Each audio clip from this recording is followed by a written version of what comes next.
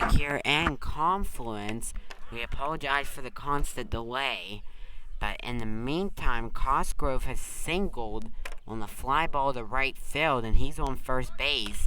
And that one is cracked over to third. A good play by Culp, and he'll throw it over to first base to retire the batter, Harrell.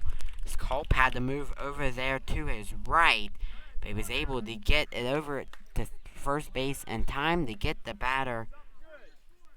I should say the batter and runner Harrell at first. So a 5-3 put out to start the inning here in the top of the seventh. That's the first out. Will Toy 4 pitches on the day is running into a few buggers here late in this one, but we hopefully have got them fixed, as that one's up high for a ball. As Waltman comes to bat, 1 for 3. He's got Cosgrove at second base. And now Waltman will come ready in the box. Toy takes a few looks on the other runners, but the pitch there is upstairs there for ball number 2. So a 2-0 count here on the batter, Will Waltman, as Toy comes ready once more from the mound. Here's the throw. That one outside for ball 3. So a 3-0 count here on the batter, Waltman, in the top of the 7th inning. One runner on with second. At second, Cosgrove as Toy comes ready from the stretch, but ball 4 up high. So 4 straight balls from Toy puts Waltman on first base, but that at least opens up the double play opportunity for the Rams. And now a pitching change appears to be made, so Cameron Kemp will come into the game to pitch. Toy will go to shortstop, so stay with us, everyone. We'll step aside here in Confluence.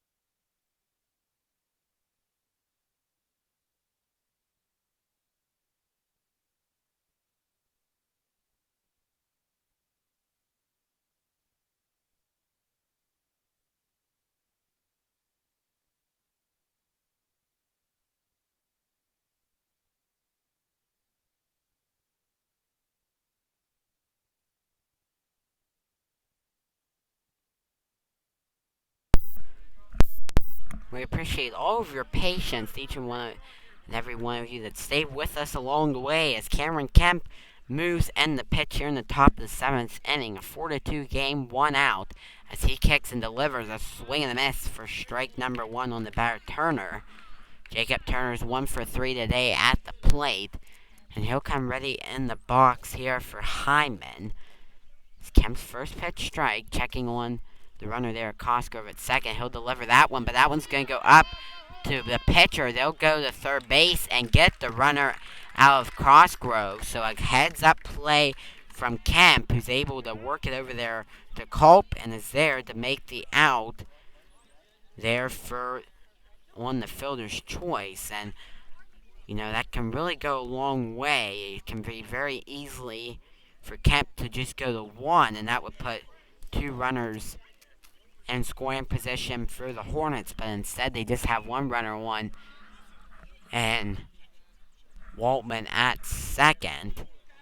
And Turner remains at first base as Heupel fouls that one back for a strike. So one strike here on Jed Heupel. 1 for 3. The catcher stands tall. They'll throw it over to second base to try to get Waltman, but wasn't in time as Toy did a good job at keeping that one in front of him. And you have to figure maybe the one reason why the Rams switched Toy out so quickly was trying to keep him potentially for tomorrow. So that one is flied into right field to Hoover.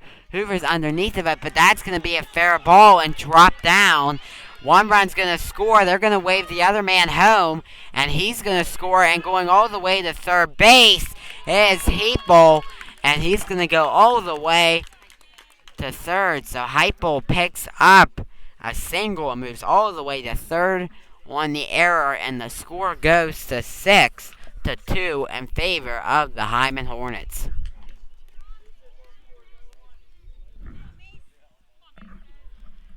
So a costly error there in right field by Hoover.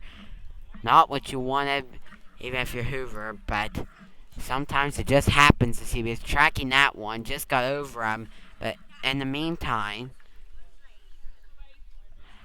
Heupel will move all the way to third, and scoring is 2 runners and Turner and Waltman. As Heupel picks up a huge hit for the Hornets, and up to the plate will be Orndorff with 2 balls as Kemp trying to work his way back out of it. As Cameron Kemp has thrown 6 pitches thus far, and he awaits as he throws that one in there for a swing and a miss. Coming home is Heupel, and he's going to be out at the plate as they tag him out. A good job by Grove to Kemp, and that will end the inning. Well, the Rams are down by 4. Their last chance here in the bottom of the 7th. Hoover, Tressler, and Toy coming to bat.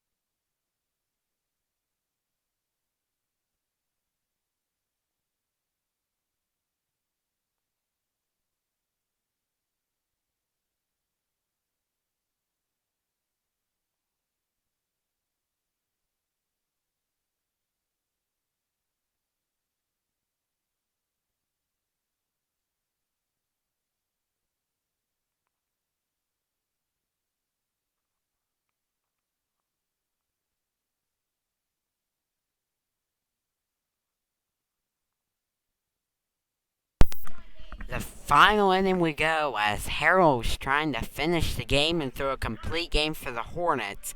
Here in the bottom of the 7th inning, he has a 4-run lead for his team as Hoover comes to the plate and leans off the first pitch for a ball.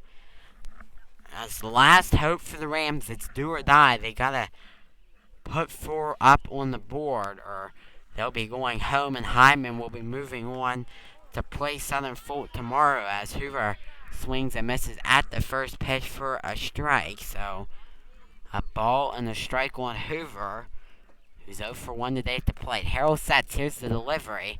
Called strike, catches the corner, says the umpire. So now a 1-2 count on Hoover, trying to stay alive here at the plate as Harold comes ready.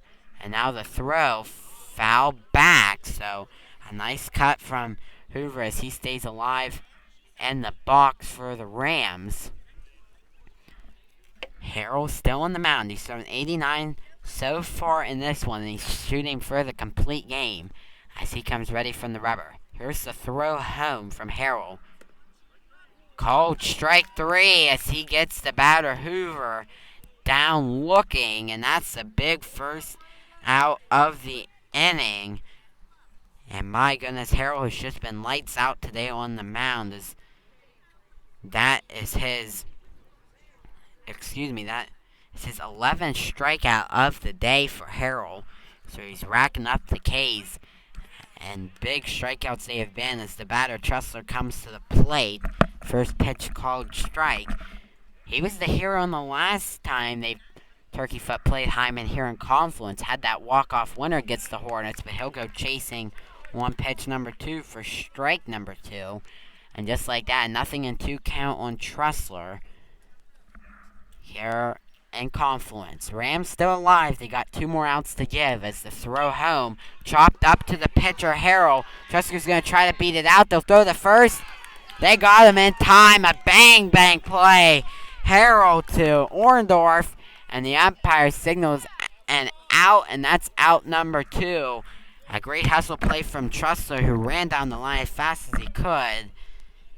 But an excellent throw by Harold to Orndorff to get the second out, and the Hornets are 1 out away from moving on in the District 5 playoffs to face Southern Fulton with the top of the order coming up in Toy.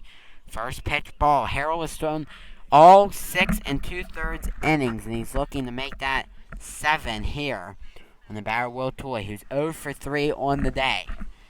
No better time for him to come through. Could be his last bat in his high school career as he rips that one foul to even up the count at 1-1. As a tough group of seniors this year that's played for Turkeyfoot, and they're 1 out away from ending their high school career, trying to keep it alive as Toy. He's been a huge help in them all year as the kick and throw from Harold.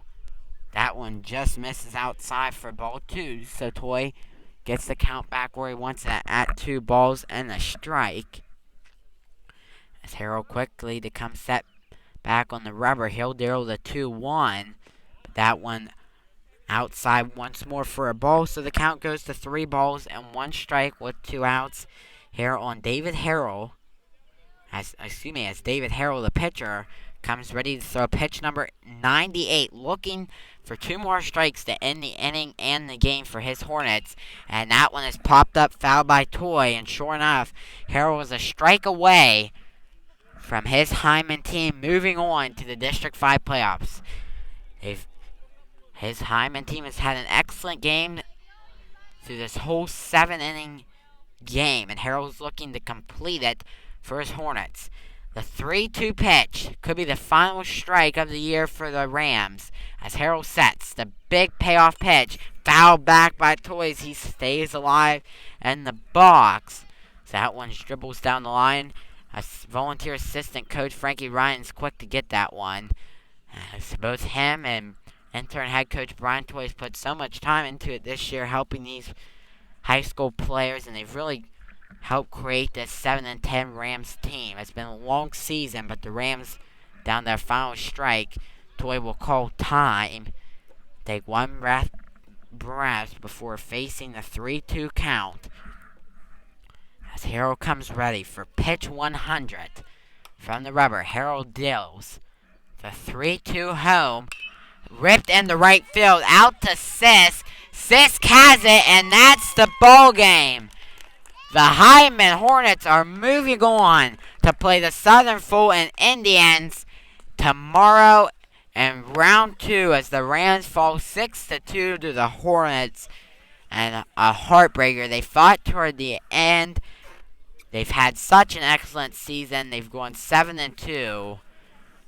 But you got to give the Hornets credit. They fought all year long. Their record goes to 7-2. They came in as the number 9 seed, and they upset the number 8 seed Rams. And they fought to the end. Harold had a complete game through 100 pitches in the process. And he was lights out today on the mound for the Hornets. As we take a look here at the box score for both teams here at the end of this one. As both teams shake hands on the field. As we take a looking at the pitching, Harold 7 complete innings, allowed only 4 hits on 2 runs. Only one of those were earned. Allowed only 1 walk and put up double-digit strikeouts with 11 on the day. Meanwhile, at the plate for the Hornets, Cosgrove 1 for 4 in the day. Harold 2 for 3 with a run scored. Waltman 1 for 3, 2 runs scored, an RBI, a walk. Turner 1 for 4. He scored twice, an RBI and a strikeout. Then Heupel went 1 for 4. Then the batter Warndorf 0 for 2 with a walk and 2 Ks. Sisk went 1 for 3 with a strikeout. Holiday 0 for 3 with a strikeout and a run scored. And Twig also went 0 for 3 with 3 Ks. Meanwhile, for the Rams, Nicholson threw 6 innings, allowed 6 hits on 4 runs, 2 earned, 1 walk. And you got to give him credit. Pitched an excellent game in his final high school career game for the Rams. Had 8 strikeouts today.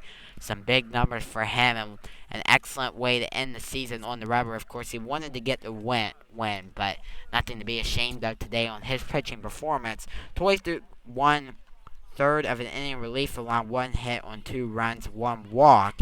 And Kemp finished out the final 2 outs of the game for the Rams. At the plate today for Turkeyfoot, they went cold as Toy went 0 for 4. Grove went 1 for 3 with a strikeout. Then Kemp 1 for 3 also with a strikeout. Nicholson 1 for 2. Hunter Holiday 0 for 3. Culp 0 for 2, a walk and 2 Ks. Schmidt 0 for 3, 3 strikeouts. Tusky 0 for 1 with a K. Hoover 0 for 2 with 2 Ks. And Tressler 1 for 3, scoring 1 of the 2 runs. Today, the Hornets complied for 7 hits on the day. The Rams were able to put up 4, but the errors really cost them, as they had 5 errors today on the field, and that ended up turning into some crucial runs for the Hornets, while Hyndman only had 2 errors on the day. So, this final score goes to 6-2, as that will do it here in Confluence, as it's been a pleasure all season long to present you high school baseball, and especially the Rams, as we covered all of the home games here in Confluence. We can't thank each and every one of you enough for your support and continue of following all the way. But don't forget, this isn't the end here on the channel. It might be the end for the Rams this season. They fought hard, but we're going to keep the content alive here on the YouTube channel. So we have Little League games coming up. For my brother's team, we'll have hopefully some more playoff action in the District 5 Class A standings. So make sure you tune in for that. Make sure you subscribe and like the videos. That way you don't miss out on anything here on the channel. And as for me, it was a pleasure being the voice of the Rams all season long. Maybe my final high school broadcasting game here, doing a game for the Rams, is we don't know what's in store for the future, but a successful season it's been for the Rams. Give credit to the Hornets. Play a successful game today, and they're moving on to play Southern Fulton tomorrow. So make sure all of you guys tune in to future events here on the channel. But as for today, that would do it from all of us. From myself, Lee, and my mom, Christy, all who made part of this possible. Stay safe, everyone, and have a blessed night. And thanks so much for watching.